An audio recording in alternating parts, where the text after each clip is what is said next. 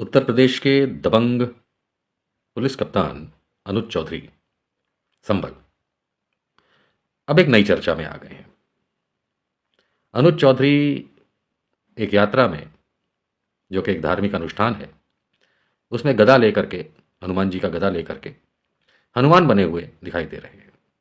आप लोगों ने सबने देखा है अनुज चौधरी कौन है, इनका इतिहास क्या है, कितने अच्छे कुश्तीबाज रहे हैं, नेशनल चैंपियन रहे हैं वगैरह। वो अपनी जगह सही है, लेकिन फिलहाल वो उत्तर प्रदेश पुलिस में नौकरी करते हैं, अच्छे पद पे हैं और बहुत मेहनती आदमी हैं।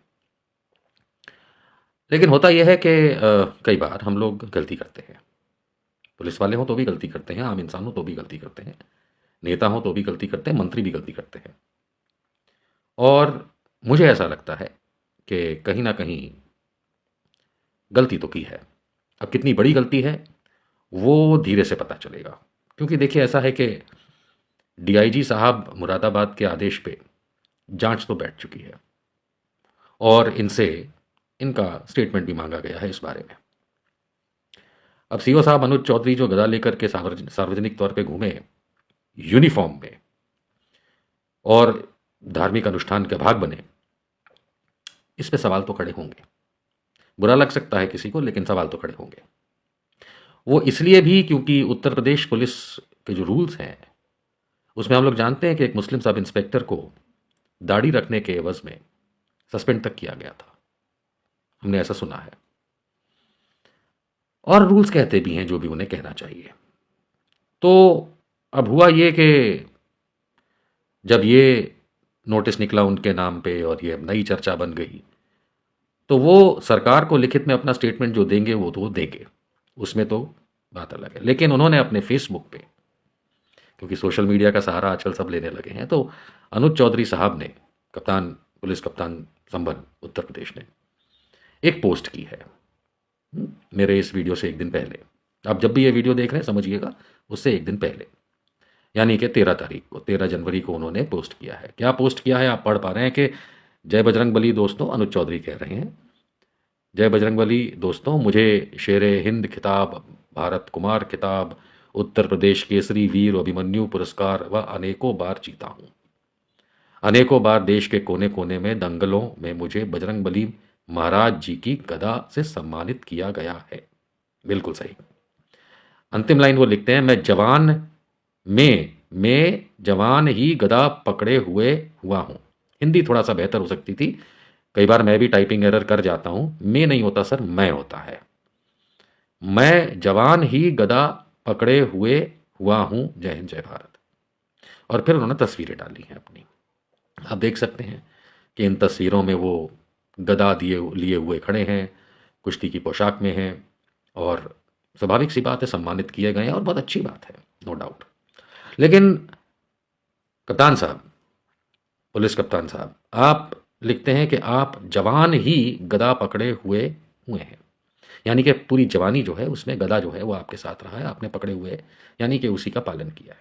ठीक बात, perfect, no problems at all sir, सम्मानित व्यक्ति है। लेकिन अब जो ये आप फोटोज़ को ध्यान से देख पा रहे हैं ना, तो कप्तान साहब, आपको मैंने आपकी पोस्ट पे लिखा भी था, वो भी बाद में दिखाता हूँ, लेकिन आप देखिए ध्यान से, तो इन तस्वीरों में जिसमें आप गदा लिए खड़े हैं ना, उसमें आपके दाढ़ी भी है, मूछ के साथ दाढ़ी, देख रहे हैं ना, आपके दाढ़ी भी है। देख रहे हैं, दाढ़ी भी है। वो इसलिए क्योंकि जवानी में आप दाढ़ी भी रखते थे साहब, ऐसी कोई बुराई बात तो नहीं है, कभी शेव कर लेते होंगे, कभी दाढ़ी रख लेते होंगे, लेकिन हाँ, दाढ़ी रखते हैं आप। देखिए जवानी की फ़ोटोज़ आपकी। अब आ जाइए आपकी हालिया फ़ोटोज़ पे, जब आप यूनिफॉर्म में हैं, कहीं दाढ़ी नहीं है, मूछ भी नहीं है। मतलब मर्दों की तो वो बात होती है साहब, कुश्ती वाले तो ठीक है ना, मर्द आदमी है तो मूछ रखता है, चलिए छोड़िए, वो तो बचपनी बातें हैं। लेकिन दाढ़ी अब तो नहीं रखते ना आप। वो इसलिए नहीं रखते आप कप्तान साहब अनुज चौधरी जी, because police rules Uttar Pradesh के अलाउ नहीं करते। आपको नहीं अलाउ करते, मैं बता, आप तो मुझसे बेहतर जानते ही हैं sir, no doubt about it. लेकिन पुलिस रूल्स जो है ना, वो आपको यूनिफॉर्म में ड्यूटी के समय दाढ़ी रखना अलाउ नहीं करते, सिर्फ सिखों को अलाउ करते हैं।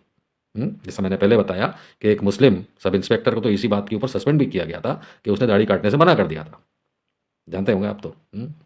तो आप अपने जवानी के दिनों गदा पकड़ के ही बड़े हुए हैं, जवान हुए हैं जवानी से लेके, तो दाढ़ी भी रखते थे। रखो ना सर, यूनिफॉर्म में ड्यूटी के समय दाढ़ी भी तो रखो, क्योंकि ये वही पहचान है आपकी कि आप गदा भी पकड़े हैं और आपके दाढ़ी भी है। लेकिन क्योंकि उत्तर प्रदेश पुलिस के जो मैनुअल्स हैं और रूल्स हैं, और कहाँ हैं वो रूल्स, वो भी अपन ज़रा एक बार देख लेते हैं कि उत्तर प्रदेश सरकारी सेवक आचरण नियमावली 1956 के नियम 3 और 4, और साथ में डीजीपी यानी कि director general Uttar Pradesh police के 6 अक्टूबर 2014 के सर्कुलर जो हैं, उसका तो साहब ये उल्लंघन है, उसका तो साहब ये उल्लंघन है ना। अगर चाहें तो अपन थोड़ा डिटेल समझ लेते हैं कि यही जो है सरकारी सेवक आचरण नियमावली 1956 के नियम 3 व 4 के उल्लंघन के साथ वर्दी धारण के संबंध में डीजीपी के सर्कुलर दिनांक 6 अक्टूबर 2014 का स्पष्ट उल्लंघन बताया गया है आपके खिलाफ दी गई शिकायत में।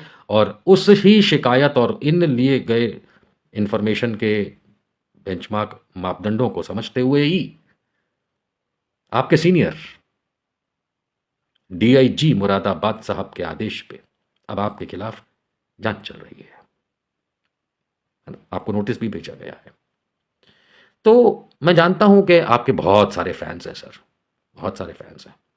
देखते हैं हम आपकी सोशल मीडिया प्रोफाइल, आप बिल्कुल जो एकदम बन ठन के एकदम जो वीडियोस और फोटोज डालते हैं, एक्सीलेंट सर।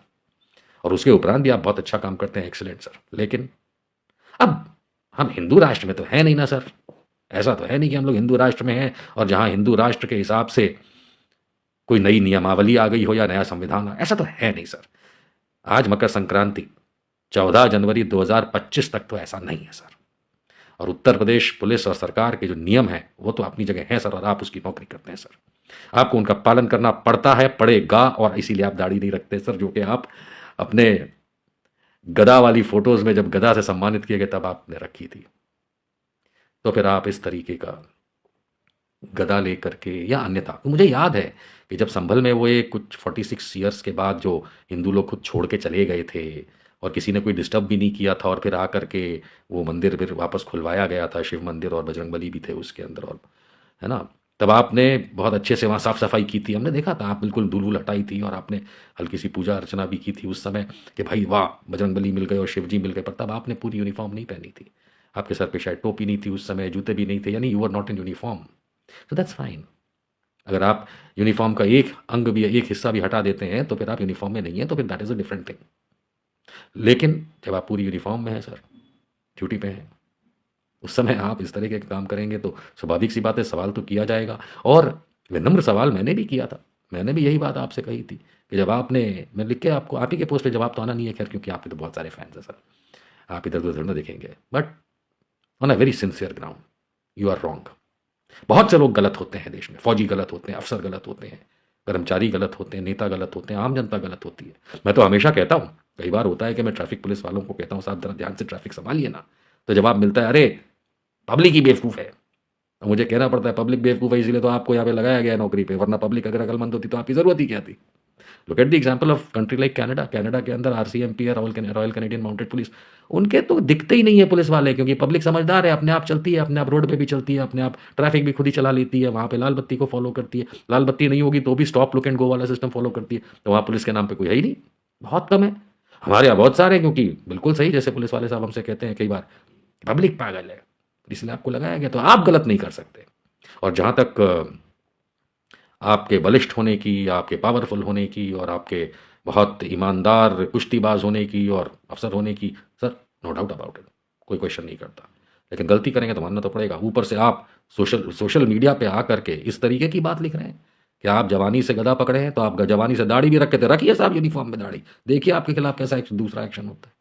गदा पकड़ना बहुत अच्छी बात है सर, वो सब पर्सनल है, धर्म पर्सनल है। आप तो खुद कप्तान हैं, आप खुद बताते होंगे लोगों को कि जो धर्म है वो अपने घर में रखो या अपने तक रखो, तो फिर यूनिफॉर्म में तो ये अलाउड नहीं है सर।